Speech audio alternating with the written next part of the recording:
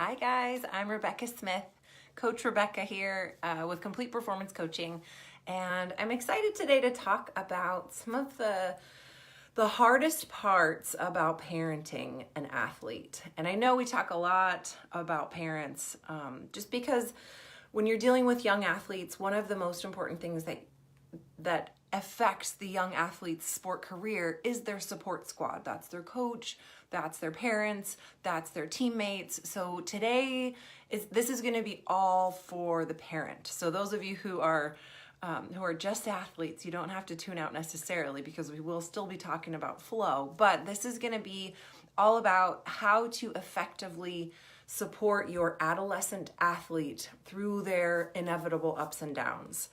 And so for those of you who are just joining me for the first time, I am the founder and director of Complete Performance Coaching and the Perform Happy community. And me, alongside with other fabulous, amazing sports psychology experts, have taken upon ourselves to help athletes age 8 to 18 reach peak performance and maximum enjoyment. We do that through one-on-one coaching over Skype or FaceTime, or through our complete online mental toughness training center. Okay, so in the Perform Happy community, we've had a pretty lively discussion among parents about what do I do when I have presented everything my kid needs to get through their mental blocks, to get through their fears, to deal with these situations, but they won't do it. They won't listen. They won't pick up the toolkit that I have so generously laid at their feet. They won't do what I've suggested, and they're miserable, and how do I help them? Another one was talking about how she suffers watching her child be mediocre when she knows the potential that she has. And, I think about my parents and I had all those talks about potential, but then I had these fears, and then I had this fiercely independent streak that was resistant. So for those of you parents who are dealing with kids who are fearful or have mental blocks or deal with anxiety or just not applying themselves, I got another question today from a swimming parent who was saying, how do I get my kid to train hard? They go and they compete really well, but then they don't train well. Or on the other side, we've got the parents with the kids who they train their butts off and then they go to competition and they just can't pull it together. Okay, so that's what I specialize in, is helping these kids, giving them the tools. So let's say you guys give them access to everything I have and they're just not doing it. How do you survive the struggle and the suffering? I'm going to give you guys some tips today. Most importantly, I'm going to give you an idea of the things that you can let go of that are not serving you, that are not helping.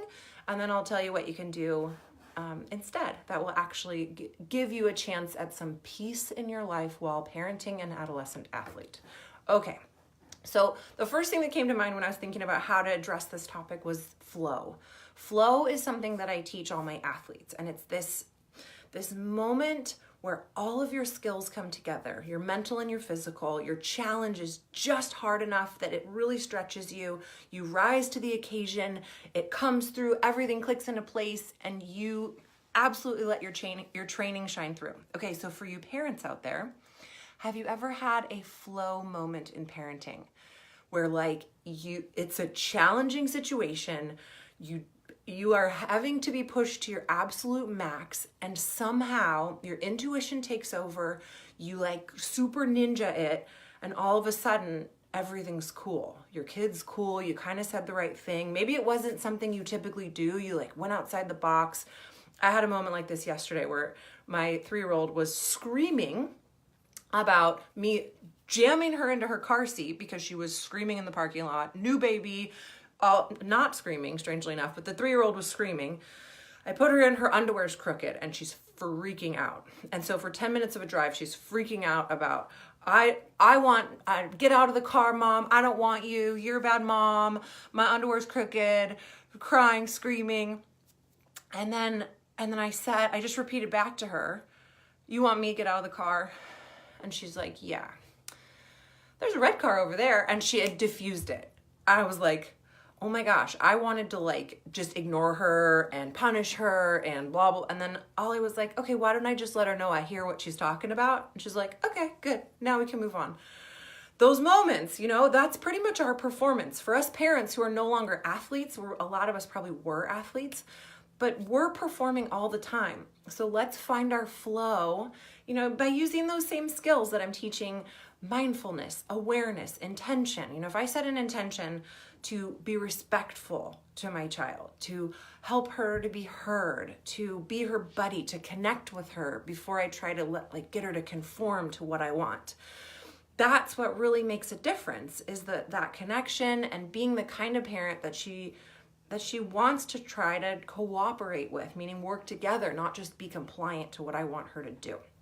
Okay, so I know 3-year-olds and 13-year-olds are different, but at the same time, they're actually going through similar developmental changes where they are starting to move away. They actually are supposed to be pushing back. They're supposed to be becoming more independent. They're supposed to be pushing boundaries.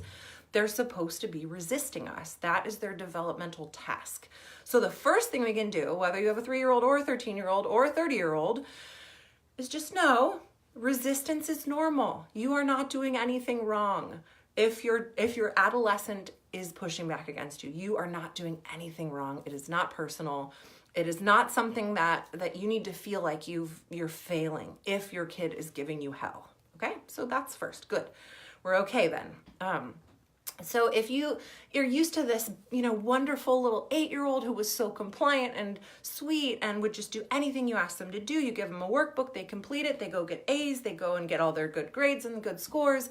And then all of a sudden you have this 12, 13-year-old who just won't take your advice and won't listen and won't do what the coach says. That is normal, okay? So that we've established, it's normal. Now how do you handle it so that you don't lose your mind while you're spending thousands of dollars on this sport that is making your child insane? Okay, so if you can anticipate that they need to resist a little bit, then you can let go of that. Now here are some more things that you can let go of. The need to control or get your kid to comply. That's something that anybody who's dealt with a toddler or a teenager gets it. The more you push, the more they push back. Even when I was coaching, I remember having, basically a pissing match with a 3-year-old where I was like, you are going to sit on that carpet square. You are not going to, and the kid's like, I'm going to push back even more. So if you give them something to push against, they will push. If you go, the Aikido way and move with the punches and roll with it and go, okay, so you are screaming in the car. Okay, you don't want to do that workbook. Okay, you're all of a sudden more calm and more equipped to deal with the crazy explosion that might happen. Okay, so getting them to comply is not the goal here. It's getting them to be the best version of themselves and have this lesson, this valuable lesson, whatever it is that they're going to get from the situation. Okay. Maybe it's this too shall pass. This discomfort is not going to last forever. Maybe it's, yeah, I hear you. Maybe that's all they need, is just to be heard, just to be listened to, even if you don't agree. Okay. So another thing to let go of is should. This should be this way. My kid should be here. I should be a level 9. I should be none of that's real, says who. So if you can let go of that, that will also save you a lot of trouble. Okay, let go of taking it personally. The way that your kid is reacting is not your fault. It's not about you. They are having their own explosion. A friend of mine used to say, it's your movie. We're all just extras. So it's their movie. They're the star of their movie, and you're just, a background character. Especially as your kids get older and you spend less time with them, they're more in their rooms, they're more at practice, they're more with their friends. You're not the star of their movie, and it's not all your fault, and it's not about you most of the time, unless you make it about you by pushing against them and giving them something to push about. Okay, something else you can let go of is blaming your feelings on your athlete. Okay, what I mean by this is you don't want to give them control over your emotions. So anytime that you're saying, you're making me crazy, you're making me so mad, you're making me so frustrated, anything like that, is you giving a 12-year-old control over how you feel in your skin, which is like, you're giving your athlete, your kid, the ability to make your experience great or awful. That is too much responsibility for a 12-year-old to take on. They are not responsible for how you, the adult, feels. You should be able, we should get rid of that. But in a perfect world, we could all sit like peaceful Buddhas in this big crazy storm of life and go, oh, is that so? Okay, what shall we do next? Wouldn't that be nice? That is the ultimate goal. But of course, we're not perfect. Our athletes are not perfect, and we are not perfect as parents. We just do the best we can. Okay, let go of this fixation on their problem. And so this is something I see a lot in the Perform Happy community, because a lot of people join because they want to get rid of fear. So parents are like, my kid has a mental block. My kid is afraid. How do we get through it? She's still afraid. She still has this mental block. She's still afraid, which obviously that's what we're there to talk about. But if you notice that conversation goes beyond the safe place of the Perform Happy community, and it's on your mind and in your conversation all the time, and it's become this huge problem, my kid's problem, my kid's problem, my kid's problem, my kid's problem, then all you're seeing is the problem, which then discounts the whole athlete. What else is going on? Is your kid getting good grades? Is your kid a nice person? Are they a good sister? Are they a good brother? Are they good at drawing? Are they, what is going right for them? If that's not being discussed because all you can see is the problem, then they start to feel like all they are is the problem too. And then their self-esteem goes down. So the best thing you can do as a parent is focus on the strengths. Even though, yes, that problem is big and it is stressing you out and it is costing you money and you're not enjoying the process of dealing with that problem, I don't blame you. But if you can resist the urge to make the problem the big focal point of the relationship, that will make a big difference. Okay, other things to let go of. The hurry. So adolescents are always in this like, emergency, crisis, I need this now. Mom, I need this. I should have had this yesterday. Okay, so if they have an emergency that they've been, not dealing with for 2 weeks and then now it's due tomorrow, that's not your emergency. So if you can let go of it and be like, all right, kid, hey, that's not going to work out. I'm sorry. We don't have time to talk about it, so the answer is no. If you can be, calm, unruffled, as another wise parenting person talks about being unruffled during chaos, and just say, you know what, we didn't have time to talk about it. Sorry, the answer is no. You don't get sucked up into the emergency and the hurry. And you can be more patient, that they're going to have this process of evolving as a human that may take 10 years, and if it does, and they eventually get to the other side and are a good human, you'll have done your job. But it might be a rocky 6 months or a year or 2 years to get there, or 10, in my case, I was trouble, but I got there. Okay, other things to let go of: criticism, lecturing, thinking you have all the answers. I get a lot of that in the community where parents are like, I know what she needs. Well, maybe you don't. What if you could just let go of that and go, I don't know what she needs. So I'm going to be here for her. I'm going to love her to death. I'm going to trust that everything's going to be okay. I'm not going to take it personally when she's freaking out. I'm not going to focus so much on the problem. I'm going to present solutions to her. And then just allow myself to be at peace while she's sorting out her issues. Okay, then here's what to do instead. So I told you all the things you can let go of. Now, here's what I would suggest that you latch onto. Connecting and listening. And so that's what I did for my daughter in the car about the underwear. She was like, I want you out of the car. And so I said, you want me out of the car? And it wasn't judgmental. It wasn't like, you idiot, I'm driving, you can't kick me out. It was, okay, it sounds like you want me out of the car. And then she's like, okay, moving on. She felt heard. I know it won't always be that simple. I got lucky. I did also deal with 10 minutes of screaming before I figured out how to just repeat back what she's wanting. But listen, connect, and allow them to be heard. That even if you totally disagree, you allow them to feel heard. This is something I talk about in my Peak Performance Parenting course, which comes with the Perform Happy membership. It's a really quick little course that you can jam through that talks all about different listening techniques. Okay, then what else you can do instead? Take responsibility for your reaction. Know that your emotions around the situation, around the fear, around the anxiety, around the mediocrity might be your own stuff. It might be your own childhood stuff coming up or your parents' stuff, or, it's almost always, our reactions are always bigger than they need to be when there's stuff that needs to be looked at or journaled about or talked about. So take a second and go inward and go, ooh, I'm reacting really strongly to this. I wonder what this is about. This is bigger than, my daughter's back walk over on the beam. Maybe I can talk about this with a trusted friend and see if I can get some clarity. Empathize.